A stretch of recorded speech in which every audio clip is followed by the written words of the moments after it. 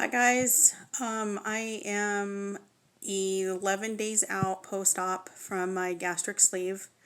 I haven't recorded sooner because I've been through some shit this last week and a half. The day the day of surgery went really well. There was no hiccups or anything. It was great. The day after surgery, my body went into starvation mode, and my there was a lot of acid in my blood. It was like ketosis, and which can break down your kidneys.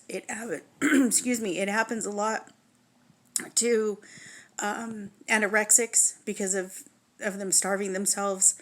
So they kept me in the hospital to try and get my levels balanced. And in the meantime, I had a heart attack. I was having trouble breathing. I couldn't say one word without running out of breath. I felt like every word was trying to run 10 miles because I couldn't breathe. I couldn't catch my breath. My head hurt extremely. It just more than it had ever hurt. It hurt from my temple across my forehead to my other temple. My throbbing was so bad in my ears that my ears inside hurt and they were hot. So they took me in for a heart cath and ended up doing putting in 2 heart stents. After that, I felt better. I didn't feel like I could go run a marathon or anything, but I ended up staying in the hospital a couple more days just because of the ketosis, the heart stents, the type 1 diabetes that I have. By the way, I am off of all of my type 2 diabetes medications.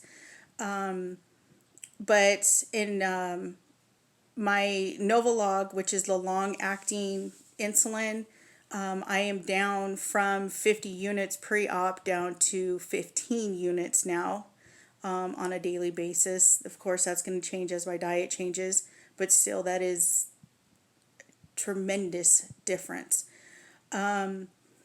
So I was in the hospital. I went in on April 10th and then on a Monday, and then that following Sunday, I finally got home, and the next day I started having the heavy breathing, the headache. So I went back in. My enzymes were up that I had another heart attack. And then I went in for another heart cath. I had 3 MRIs done, and they ended up putting another stent in. The first 2 heart stents that they put in, the one had 90% blockage. The second one had 99% blockage. And then the third one that they did had 50% blockage. So I guess all of it was going to happen eventually, not just because I had the sleeve. It just kind of avalanched from there. Being a type 1 diabetic, they said that they could tell that all of my heart problems were from being diabetic. That even though I'm 41 years old, my heart is that of a 50 or 60-year-old, which is not good for someone who is 41. But for someone who's had diabetes as long as I have, which is 37 years, it's actually not that bad. But they said that the heart attack would have happened eventually. So I go back into the hospital, have the other heart stent done. I was in for, let's see, I went back in on Monday. So I wasn't even home for a day. And then today is Friday. And I got home yesterday. So now I'm finally starting to feel better, breathing okay. I'm not tired like I always was. And I always thought being tired was just because I was fat. Come to find out, I was always tired because of my heart valves and my arteries. But now I'm off of the type 2 diabetes medication. Now I'm on oh my gosh, like maybe 6 or 7 different heart medications, Plavix, baby aspirin, other heart thinners, stuff like that. But you know what? I'm alive and I'm here. So this starts my journey to the weight loss. And what I have learned so far from the weight loss is when the dietitian told me that when you have those little tiny little applesauce cups and eat what you can without overdoing it in a half an hour, and if after a half an hour whatever's left you're done, that's it. And I'm thinking, are you kidding me? 30 minutes for an applesauce cup? Yeah, there's a reason for that, because I cannot finish an applesauce cup in 30 minutes. The the the sizes of bites that you take, to me, are that when, say, someone is cooking something and they want you to taste it to see, oh, does it need more salt, or how does this taste? That's the size of bites that you're taking. Just these itty bitty little tiny baby size spoon bites.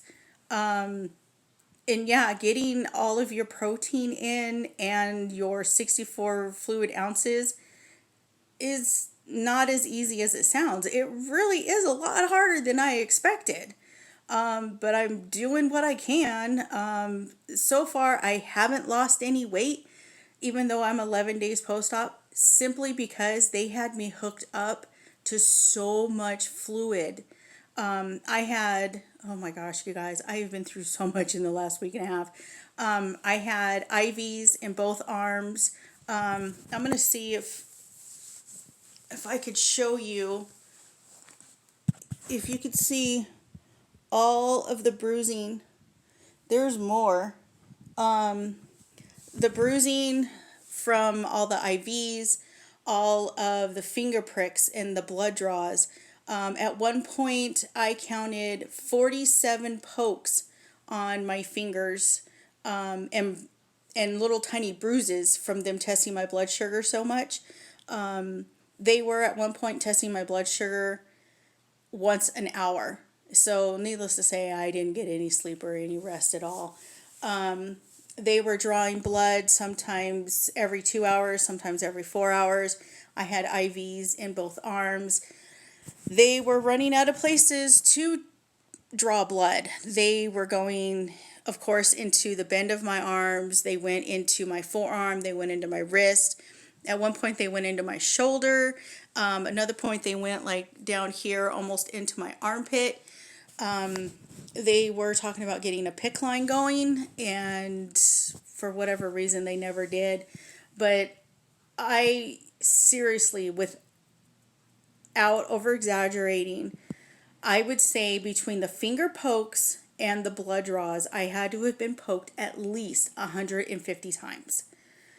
So I'm done with being in the hospital. I'm good.